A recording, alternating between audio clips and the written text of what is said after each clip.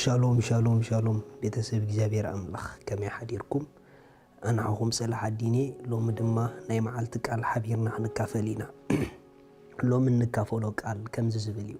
ጥበብን ምስትውዓልን ካብ ቃል ይዝርከብ ዝብል እዩ ሃሌሉያ ጥበብን ምስትውዓልን ካብ ቃል ይዝርከብ ኣብ ህይወት ካብቶም ዋና መሰረታውያን ኣገደስቲ ንዕውትን ብሉጽን ህይወት ኣብ ላይፍና ክመጽእ ዝገብሩ مستوعلن طببنيم مستوعلن طببن زي بلوسب مستوعلن طببن زي بلاسب اب هيوتو كمتي كمصو زغبኦም ውጽኢት ከምጽኡ አይከአልንዩ ምኽንያቱ ዓወታት ናይ ህይወት ውጽኢት ናይ مستوعلن طببنيም ኣብ ኩሉ ዓይነት ናይ ህይወትና ጎደና ጣልቃ ዘለዎም ኣትዮም ዘድምዑን ዝሰርሑን طببن مستوعلنيም مصحف كزارو كله مثالي معرف 24 كاب تقص 3 خمزيبل بيت سالا طبب يهنص سالا مستوعل كا يصنع كفلتات بيت سالا فلطتيو كبورن صبقون زبله كل طريت زملء طببنيا سبرتعيو أمرو زلو حيلو يصنع امبار بطبب تمريحكا تواغا دحنكا بمبزح مخرتيو كبرني እግዚአብሔር አምላኽ ይሁን زغرم نغريو ابز صحف حدا زغرم نغر انت يالو تدايلكم بيت يلو سالا طبب يزهنص يلو ايغرمكمن ناي سب هيوت ناي سب غودنا ناي سب غعزو تخكلنيا زخونه وصيت كمص انت دا خوينو نتخكلنيا وصيت كمص نغرات كانص زغبرو نغرات كسرح زغبرو طببيو مخنياتو طبب انت زيله موسخ يلن طبب انت زيله مهناص يلن ابت طبب زيبلو عشنت አሎ ابت عشنت زلوو مفراس አሎ ስለዚህ አቤትና አብ ሓዳርና አብ ቢዝነስና አብ አገልግሎትና ዕውት ዝኾነ ነገር ክንሃንጽ እንተዳ ኮይና ዕውት ዝኾነ ስራሕ ክንሰርሕ ዝገብረና ጥበብዩ ቀጭሉ ድማ ምስተበብ ሓቢሩ ዝሰርሕ ከኣ ምስተውዓል ኢልዎ ንዝተሃነጸ ነገር ንነዊሕ ክጸንዕ ዝገብሮ ብጊዜ ንፋስ ብጊዜ መከራ ብጊዜ ሃሩር ብጊዜ ዋዒ ብኹሉ ጎደናታት ድማ ከምዘይና ኣነቕ ዝገብሮ ስራሕና ጽኑዕን ተሪርን ዝገብሮ ምስተውዓል እዩ እቲ ብጥበብ ዝተሃነጸ መጽኑዑ ድማ ኣብ ምስተውዓል ዘሎ ስለዚ ኩሉ ሰብ ኣብ ህይወቱ ኣዝዩ ዘድልዮ ጥበብን ምስትውዓልን እዩ ሰብ ዝበሃል ዓወት ይደልዩ ሰብ ዝበሃል ኣብ ህይወቱ ዝተሳኽዐ ህይወት ኩሉ ሰብ ይደልዩ ምኽንያቱ ንስክዒት ዝጸልእ ማንም ሰብ የለን ነገር ግን ዝተሳኽዐ ሓዳር ክህልወና ዝተሳኽዐ ኣገልግሎት ክህልወና ዝተሳኽዐ ጎደና ናይ ህይወት ስክዒት ዝመልኦ ፍርያማ ዝኾነ ጉዕዞ ክህልወና ዝገብሩና ጥበብን مستوعلن يوم اتحطو جن اسوم كسع كندزي اب هيوت تدليتن كبورات طببن مستوعلن سفرኦም ابيو نايزوم كلتا سفرا اف እግዚአብሔርዩ طببن مستوعلن اب افيم زلو افو دما اب قالو مالتيو ስለዚህ اب افو زلو ነገር ናባና ዝመጽእ بقاليو مني طبب زدلي مني طبيب كون زدلي مني ابز جمهور سب ازي طببنيان استوعلن كون زدلي ابزاتكم عينتنا هيوت اقطاچا استوعلتن طببنياناتن كغبركم زخل ناي እግዚአብሔር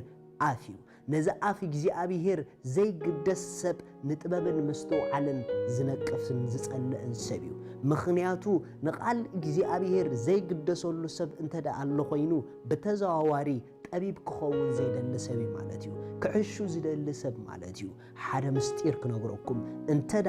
ካብ አፉ ዝወጹ ቃላት አዚና ዘይንደልዮም ጊዜ ዘይንህቦም ንዕኦም አቃልቦና ዘይንህብ እንተዳ ኮይና በተዛዋዋሪ ንዝኸበረ ናይ ህይወት ጎደና ኣብ ህይወትና ከነምጽኦም ዝግበአና አድማዕነት ውጽኢት ኣይክንበጽሖምን ኢና ማለት እዩ ንምንታይ ተተባሃለ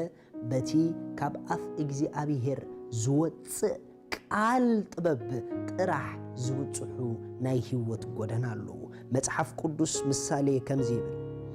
ምሳሌ ምዕራፍ 2 እግዚአብሔር ኢሉ ጥቅስ 6 እግዚአብሔር ጥበብ ይህብ እሞ ፍልጠትን ምስትውዓልን ካብ አፉ እየን ዝወጽ ኢሉ ፍልጠትን ምስተውዓልን ካብ ኣፍኤን ዝወፃ እግዚኣብሔር ከዓ ጥበብ ይህብ ኢሉ ريخم بيت سالا طببيات هنت سالا مستوعاليا تقوم كفلتات بيت صباق يوم دما افلطت يوم زلو ازوم سلسته نغرا دما وانኦም እግዚአብሔር ካብ እግዚአብሔር ናባና ክመጹ አባና ኢምፓርት ዝገብሮም ግን በተኻብ አፍ ዝወፀ ቃል በኻላ አዛራርባ ካብ አፍ እግዚአብሔር ደጊሞም ደጋጊሞም ቃል ዝቅበሉ ሰባት which means ነቃል አምላኽ ጊዜ ዝቡ ሰባት بزي مقراص بطبب املاح زملؤ ሰባት እዮም ስለዚ እመኑኒ ንናይ እግዚአብሔር ቃል ጊዜ ክንቦን ተዳ ጀሚርና ኣብ ኩሉ ጉዳያትና አዚና አድማዕትን አስለጥን ሰባት ክንኮውኒና ንምንታይ ተተባሃለ እቲ ቃል በጥበብ ሙሉእ እዩ እቲ ቃሉ ብምስተውዓል ሙሉእ እዩ ቃሉ ድማ ንኹሉ ዘርኢ ፍልጠት ኣለዎ ስለዚ ናይ እግዚአብሔር ቃል ምንጭ ጥበብ እዩ ናይ እግዚአብሔር ቃል ምንጭ ምስተውዓል እዩ ናይ እግዚአብሔር ቃል ምንጭ ትክክለኛን ክቡርን ፍልጠት እዩ አነ ይገርመኒ ጥበበኛታት ክኾኑ እንዳባሃጉ ነዝናይ ጥበብ ምንጭ ጊዜ ዘይህቡ ሰባት ክርኢ ኸለኹ حوي حفتي أبوي عدي أب كل نجاراتكم نولادي نولدو بتخكل كحست بابن مستو علن يدليو نولدنا حدارهم بجبو نخخيدو تبابن مستو علن يدليهم نسب بيزنسهم بجبو رانك جبرت بابن مستو علن يدلي نتمهارو أبتمرتهم بلوتسات نخخونو تبابن مستو علن يدلي نجلجلتي أجلجلوتهم في الرعمة نخخونو تبابن مستو علن يدلي تبابن مستو علن هلو نبلن أبي إنا جن هلو نبلن أبي إنا جن ندلين أبنا እግዚአብሔር ቃል ስለዚህ ጥበብ ማለት ፍልሊ ነገራት ክትርኢ ይገብረካ ጥበብ ንፍልጠት ብግብሪ ክትገልጽ ይገብረካ ጥበብ ካብ ውሽጢ ንደገ ብግቡእ ክትግለጽ ይገብረካ ጥበብ ኃይል ውሽጢ ካብቶም ናይ ውሽጢ ኃይል ተባሂሎም ብጽውዑ ሓደ ጥበብ እዩ ጥበበኛ ሰብ ብደገ ዘይኮነ ብውሽጡ برتعي بوشتو دبرتع دما بدقيو برتعي مخنياتو طببنيا سب حيال يلو مصحف قدوس مثالي معراف 4 5 زبل قال الله مثالي معراف 4 تقسي حمشته نطبب اطريا نمستو على اطريا نقال افي ايترسعيو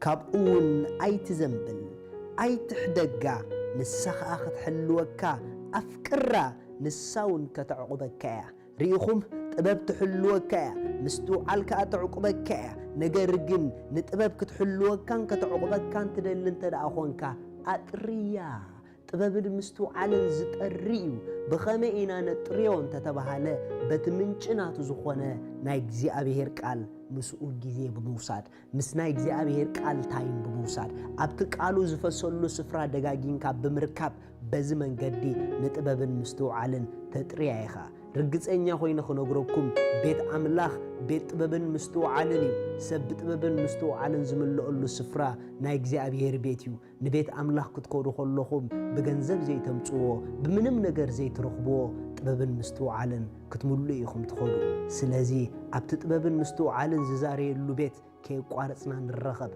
ንምንታይ ተተባሃለ ምንጭ ጥበብን ምስተውዓልን